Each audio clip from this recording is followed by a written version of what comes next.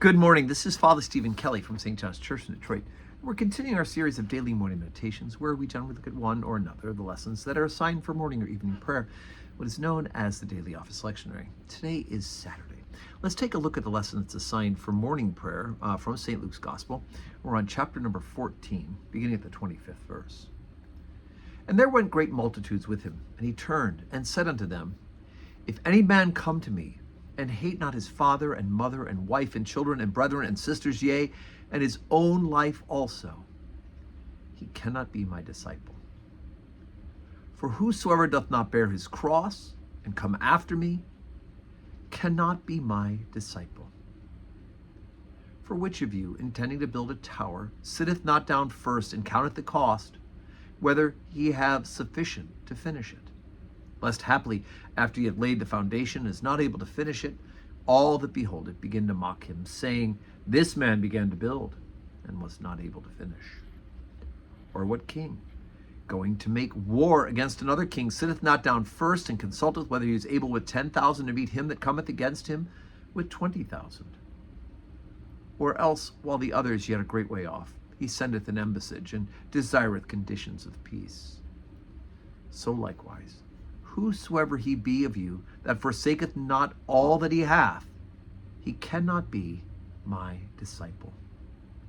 Salt is good, but if the salt has lost its savor, wherewith shall it be seasoned?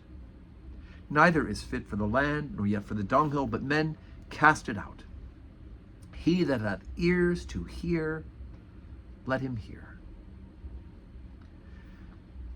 Discipleship has a cost.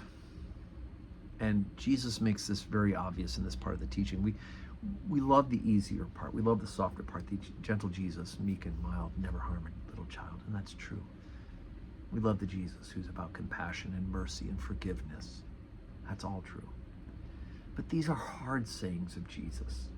Because when it comes to discipleship, Jesus says it's a cross. Yes, there are times that it's great joy, right? There's times that there's unbelievable sense of compassion and love and mercy and grace.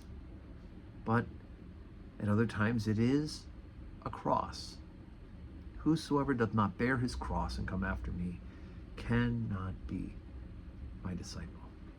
And the thought of having to hate your father and mother and wife and children and brother and sisters, yea, for his own life also cannot be my disciple. Now, does it mean we have to say, okay, Dad, I hate you? No, of course not. That would be part of the commandment against the commandments, right? The 10 Commandments. Right? And he does chide the Pharisees who made that commandment null and void by saying that this is korban, that I'm going to give it to the work of the temple, and then therefore I don't have to support you. And Jesus says you can't do that. It's against the commandment.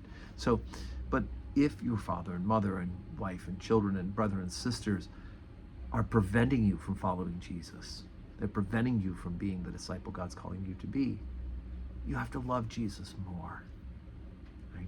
That's the cross.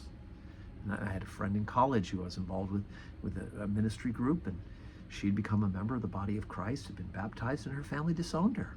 It was a terrible pain to her. She loved her family dearly. But they said, as long as you are being a Christian, we can't have you. And that was her cross to bear. And of course, we prayed for her. We prayed for her family. She prayed for her family, that they would come to know Jesus Christ. But she loved Jesus more.